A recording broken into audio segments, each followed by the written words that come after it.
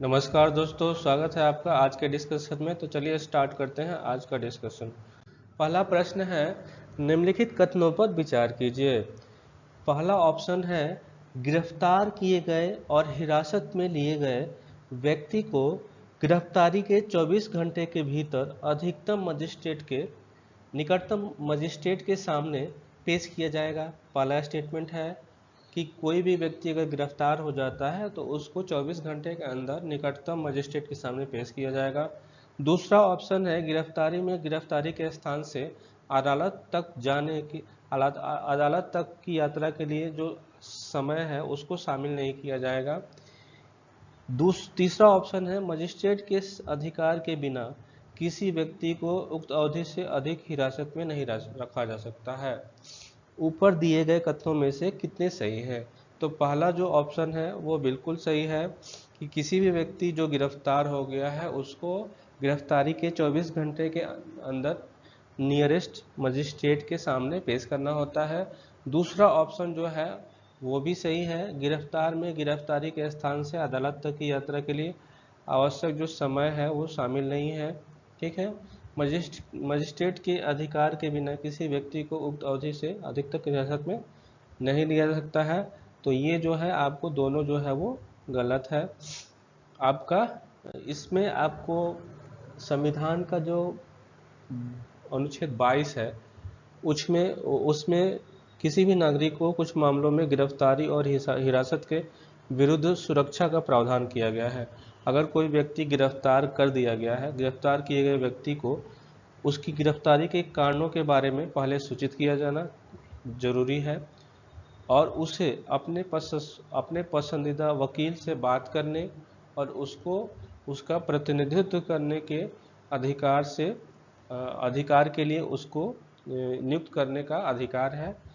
दूसरा है कि गिरफ्तार किए गए और हिरासत में लिए गए प्रत्येक व्यक्ति को गिरफ्तारी के 24 घंटे के भीतर मजिस्ट्रेट के सामने पेश किया जाना चाहिए, जिसमें गिरफ्तारी के स्थान से मजिस्ट्रेट की अदालत तक की यात्रा के लिए आवश्यक समय को छोड़कर और ऐसे किसी भी व्यक्ति को मजिस्ट्रेट के अधिकार के बिना 24 घंटे के से अधिक समय तक हिरासत में नहीं रखा जा सकता है। इसलिए कथन 1 सही है और कथन 2 और 3 जो है वो गलत है, इसलिए विकल्प 1 जो है वो सही है।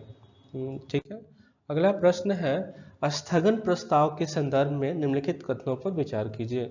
पहला स्टेटमेंट है, इसका उपयोग किसी विशिष्ट और महत्वपूर्ण मामलों पर चर्चा करने के लिए जिस पर तत्काल विचार किया जाना चाहिए।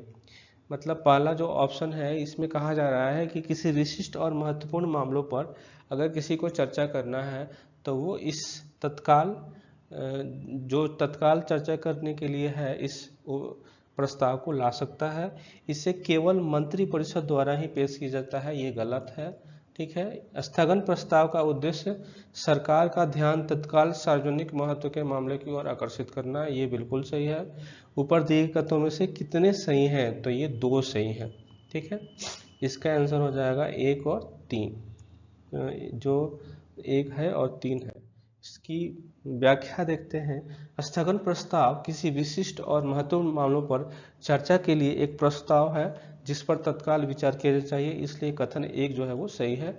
इसे सदन के किसी भी सदस्य द्वारा, सदन के किसी भी सदस्य, वो लोकसभा का हो या राज्यसभा का हो, उसके द्वारा यह जो प्रस्ताव है वो लाया जाता है। यह अनिवार्य रूप से सरकार के खिलाफ निंदा का एक आपातकालीन प्रस्ताव है।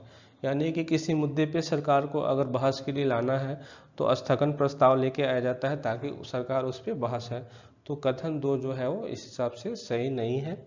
इसका लक्ष्य सरकार पर ध्यान तत्काल सार्वजनिक हित की समस्या की ओर आकर्षित करना, ताकि किसी ऐसे तत्काल मामले पर सरकार के विकल्प की आलोचना की जा सके और जिसमें पर्याप्त नोटिस के साथ प्रस्ताव या संकल्प बहुत देर से पेश किया गया हो।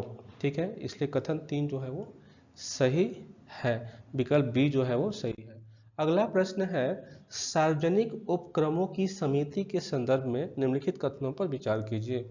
पब्लिक सेक्टर के जो पब्लिक सेक्टर की जो कंपनी है उससे संबंधित संसदीय समिति के संदर्भ में निम्नलिखित कथनों पर विचार कीजिए। पहला ऑप्शन है, इसमें लोकसभा द्वारा चुने गए 30 सदस्य होते हैं। दूसरा ऑप्शन है, लोकसभा में विपक्ष का नेता समिति का अध्यक्ष होता है। तीसरा ऑप्शन है, कोई मंत्री समिति का सदस्य बनने के लिए पात्र नहीं है। तो ये बिल्कुल सही है, कोई मंत्री समिति का सदस्य नहीं बन सकता है। समिति का कार्यकाल 2 वर्ष का होता है, ये गलत है। समिति का कार्य 1 वर्ष का होता है। ऊपर दिए गए कथनों में से कितने सही हैं? तो केवल एक सही है, ठीक है। और ये भी गलत है क्योंकि इसमें 22 सदस्य होते हैं, 30 सदस्य नहीं होते। लोकसभा में विपक्ष का नेता समिति का अध्यक्ष होता है, तो ये सही है। इसकी व्याख्या देखते हैं। सार्वजनिक उपक्रमों की समिति में कुल 22 सदस्य होते हैं, जिसमें 15 सदस्य जो है वो लोकसभा से आनुपातिक प्रतिनिधित्व के माध्यम से प्रतिवर्ष एकल मत से चुने जाते हैं।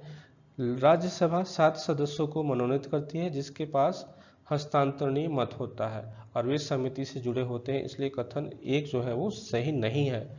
अध्यक्ष समिति के सदस्यों में से अध्यक्ष का चयन होता है, इसलिए कथन 2 जो है वो सही नहीं है। लोकसभा का मंत्री परिषद में सेवा करने के लिए पात्र नहीं है, इसलिए कथन 3 जो है वो सही नहीं है। यदि किसी सदस्य को समिति में निर्वाचन होने के बाद मंत्री के रूप में नियुक्त किया जाता है, तो वह ऐसी नियुक्ति की तिथि से समिति में सेवा नहीं करता है। समिति का कार्यकाल 1 वर्ष से अधिक नहीं होता है, इसलिए 4 जो है वो सही नहीं है। विकल्प ए सही आंसर है। अगला प्रश्न है कि भारत के राष्ट्रपति के संदर्भ में निम्नलिखित कथनों पर विचार कीजिए। पहला विकल्प है कि संविधान के उल्लंघन के लिए राष्ट्रपति को पद से हटाया जा सकता है, पहला है। दूसरा है, वह पुनः निर्वाचन के लिए पात्र है, तो ये बिल्कुल सही है।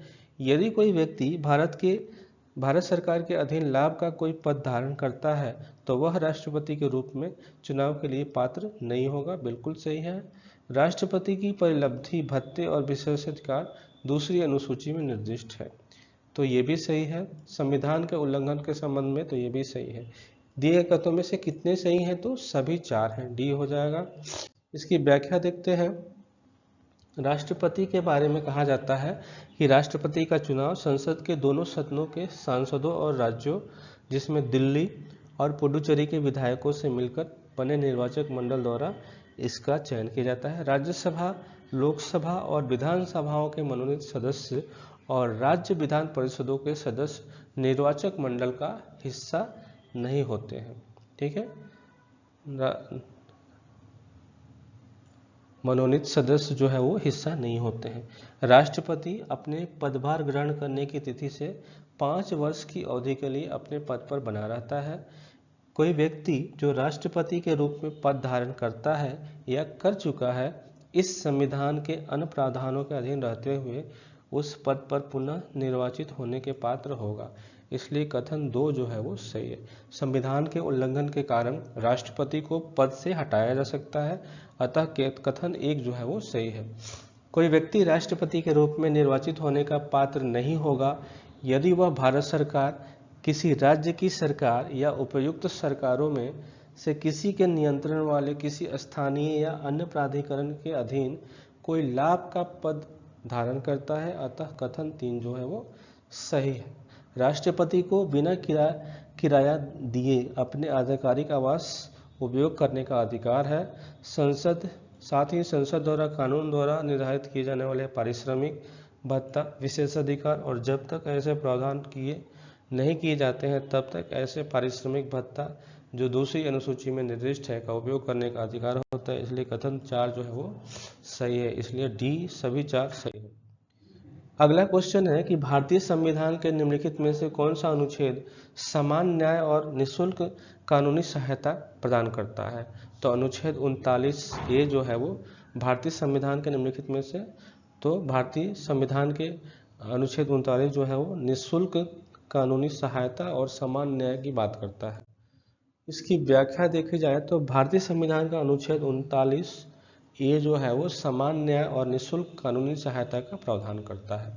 राज्य यह सुनिश्चित करेगा कि कानून प्रणाली का संचालन समान अवसर के आधार पर न्याय को बढ़ावा दे और विशेष रूप से उपयुक्त कानूनी योजनाओं या किसी अन्य तरीके से निःशुल्क कानूनी सहायता प्रदान करे, ताकि यह सुनिश्चित किया जा सके कि आर्थिक या अन्य अक्षमताओं के कारण किसी नागरिक को न्याय प्राप्त करने के अवसरों से वंचित न होना पड़े। इसलिए विकल्प सी जो है वो सही है। तो ये थी आज की डिस्कशन। अगले डिस्कशन में फिर मिलते हैं, तब तक के लिए धन्यवाद।